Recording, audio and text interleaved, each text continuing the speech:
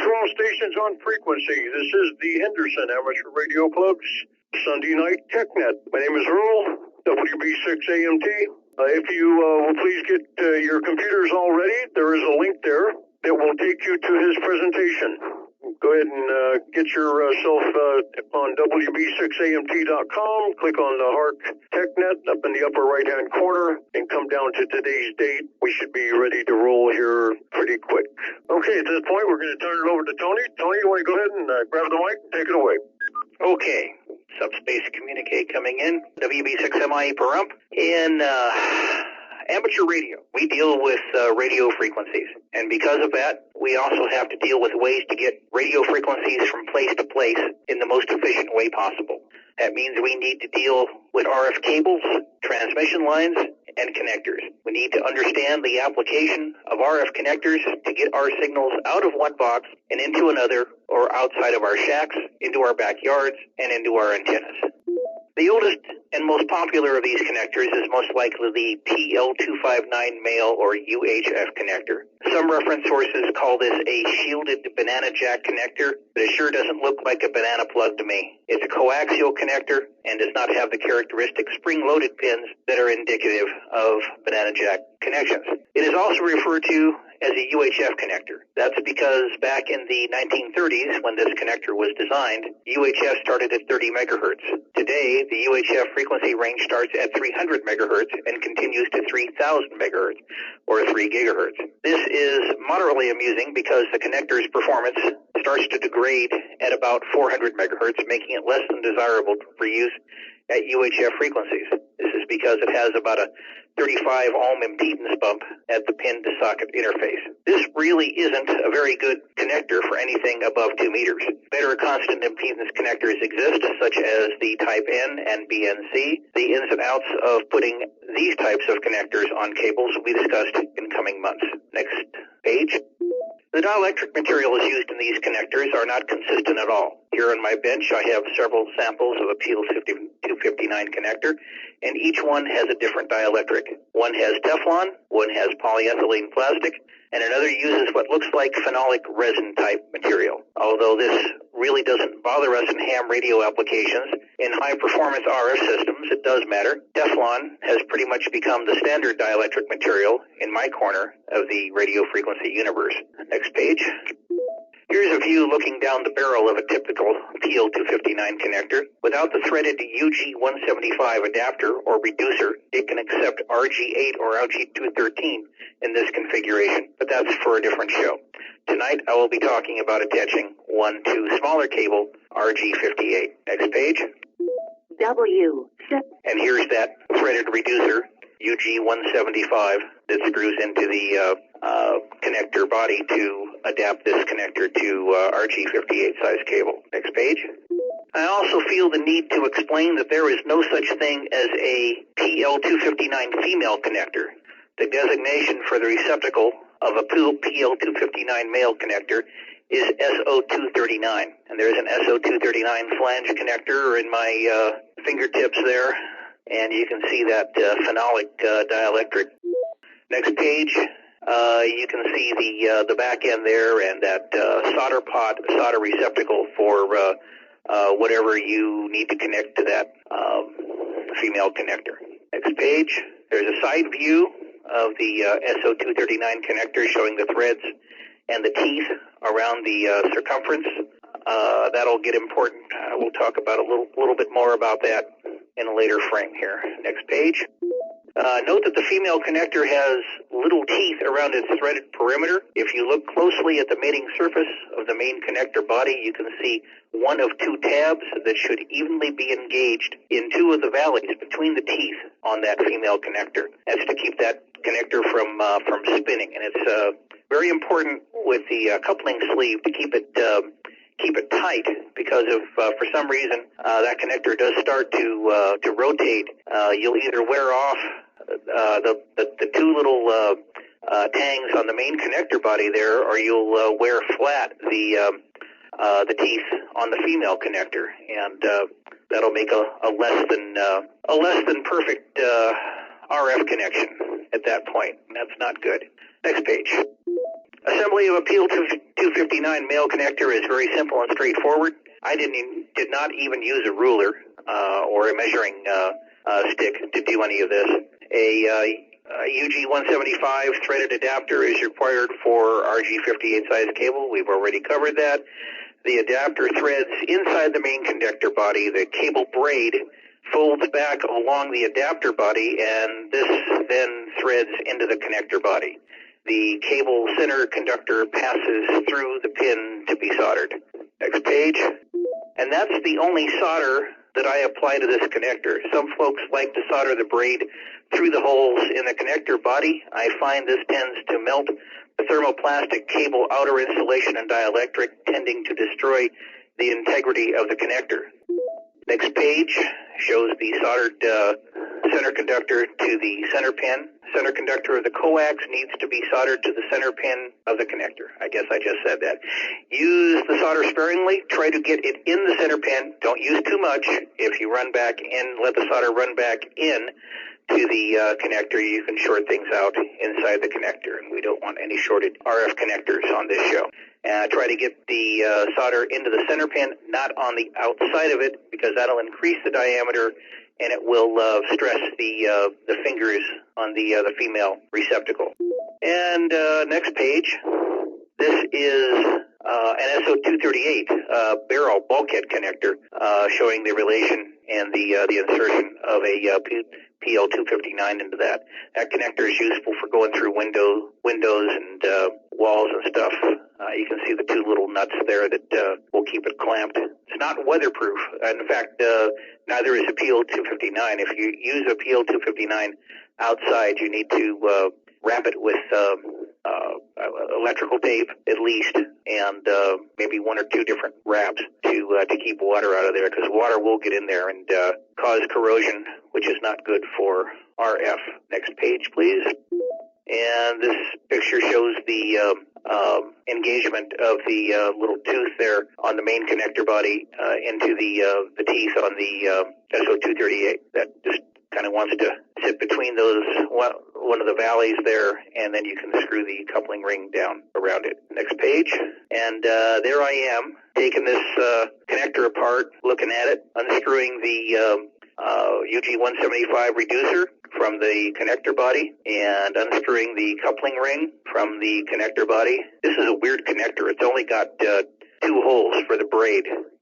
Looking down the coupling barrel there at the threads, and there it is, looking straight through it. Not much in there. You can see where if water got in there, that would be a bad deal. I'm just going to take the reducer here and slide it over the RG58. And that's it. That's as hard as it gets. We're going to strip the coaxial cable. I'm going to go around the outer. Be careful of your fingertips there. It's a good way to cut off your finger. But just score it. Don't dig too deep with the razor blade. Get your thumbnail in there and try not to rip it off.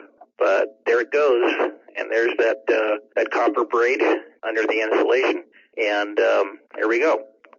That's how we strip the outer insulation covering of the RG58. Going to cut a small piece of the stripped braid, or the stripped insulation sheath there, and slide it over the center conductor and the dielectric to make a better connection between the braid and the connector body. Now we're going to screw that together there. It's going to bear down up against the that little piece of outer and make a real tight connection inside that connector. You see that won't rotate at all. That's a good deal. Okay, so here we go with the solder. Tin the tip of my iron there, make a lot of smoke, get the soldering iron into the center pin, and add a little extra solder, and put the soldering iron in the stand, trim off the extra of the center conductor. Boy, looks like I was having trouble with that. And there's the finished center pin, already cooling down, and you're ready to test out. Test for shorts. And there I am inserting the PL-259 Male into the SO238 and tightening down the connector sleeve. And you can see how those two nuts will bear upon each other and allow you to install that feed-through connector on a flat surface or a bulkhead of some sort. And that's it. WB6MIE per amp. I just wondered if Tony got a manicure before he did these videos. Hands look pretty good. I make sure and wash my hands before I do any of this. Well, did anybody have any questions for Tony about how to put the PL-259 connector on cable? I'm with Tony on not soldering the braid on the smaller RG58 like this. Normally, and unless it's like a silver conductor or Teflon dielectric, otherwise it just melts away. WB6AMT. Comment? Good. KF7JAF. Back in the olden days when we never saw videos on how to do it and we had to kind of figure it out ourselves, it was like 50 years ago when we were in high school, we did try soldering the braid and it was a bit tricky, but my friend Dennis came up with a way to do it. Take a comb, like a regular comb you comb your hair with, and you comb the braid, untangle the braid. And what he did was he kind of twisted that together into a single conductor, tinned the end of it slightly, and then kind of fed it through and grabbed it inside one of the holes with a pair of needle nose pliers, and then kind of pulled it through the hole. And at the same time, he put the center conductor into the pin. Now, the next thing we did was kind of wrap that twisted braid around the connector where the three holes were, and then hit it with a soldering gun in a couple of spots, and then cut off the excess.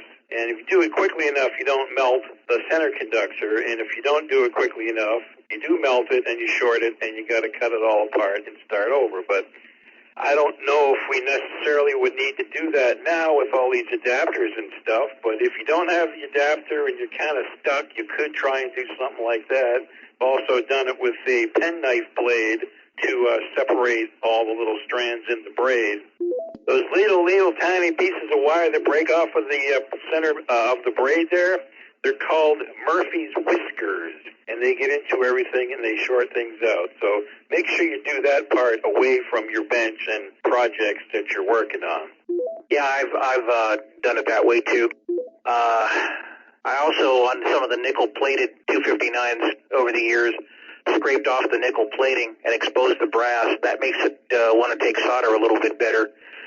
But still, really, there's hardly any way to get it hot enough to get the solder to wet the connector body without melting the dielectric. It's just too dang hard. And the workaround for that, if you can afford it and are so inclined, is to use Teflon cable. Teflon has a much higher melting temperature, I think 600 or 700 degrees before it even starts to get soft. And it's the same Teflon you use for cooking on Teflon-coated cooking surfaces, so it's going to withstand a fair amount of heat. You can get those pretty much as hot as you want with your soldering iron, and you're not going to bother it. The fix is just use Teflon cable instead of PVC and polyethylene, which has a much lower melting temperature. That's my fix. I actually had to go looking for RG58 today in my garage, and I came up with this piece of braided foil over braid stuff. It was not what I wanted at all. It would have been much easier had I had the real RG58. Well, having the proper size, nice large chisel tip to spread that heat. To spread the heat rather than have the connector dissipate the heat out of its soldering tip helps quite a bit. KJ7RNB. Go ahead. So, I'm coming from a beginner novice. I've never soldered a connector on. And after watching you do it and all of the things you have to look for and how you have to do it and all of that seems to me to be something that would require a dozen or more before you get even close to being proficient at doing it. And even when you're experienced and proficient, you end up with bad cable for whatever reason or bad connection for whatever reason, shorted, melted, whatever it might be. There's got to be an easier way. No, I disagree, Steve. If you have somebody show you how to do it, you'll see that it's really not that difficult. There's not that many steps. You just have to do a few things, a couple, 3 things properly, and it'll go together. You'll probably 1 or 2, and you'll have it down pat. There's this thing called a crimp-on connector, which involves no soldering. There's no soldering at all. All you have to do is get the measurements right. But then you also have to buy the crimper. And if you're only doing one or two connectors in your life, $50-$60 crimper may be too much of an expense. I've got several. I can loan them out, or I can just come over and do them for people. Earl probably could do the same thing. Drive over to his house and do it right in his parking lot there. It was an excellent presentation. I can't wait for the YouTube video. Those are incredible. But Tony, good job. Great presentation, and I learned quite a bit. Thank you for that. KJ7RNB. Well, anybody else got a comment or question for Tony? Yeah, hey, Tony, NHC here, and curious, just been listening in. Have you had any experience with those solderless gold-plated 259 connectors that they sell like over at West Marine? It's gold-plated throughout, and it just all screws together, and there's no soldering involved. I have not. I like West Marine, but I tend to gravitate toward the electrical 12-volt house battery system department. I can hardly wait. I wonder how reliable those things are. Well, I would imagine they do fairly well as far as, because they're for a marine environment. They are not, they're certainly proud of them. They're $13 a piece.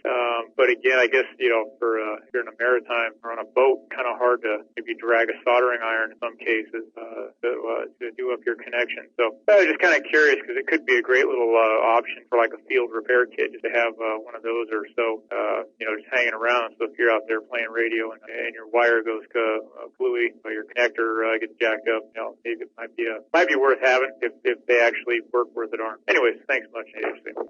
Yeah, it might be something to keep in the toolbox.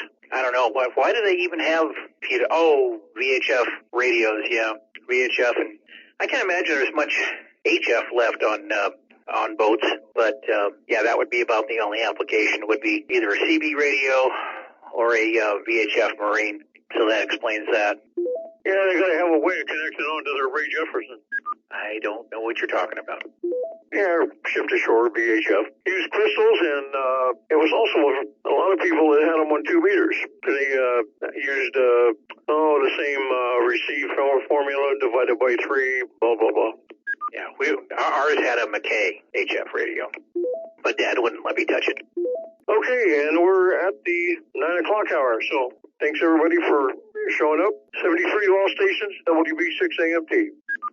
This has been a production for the Henderson Amateur Radio Club of Nevada. Join us at w7hen.org. Audio post-production by W3QQQ. Video by KJ7BBA. Copyright 2021. All rights reserved.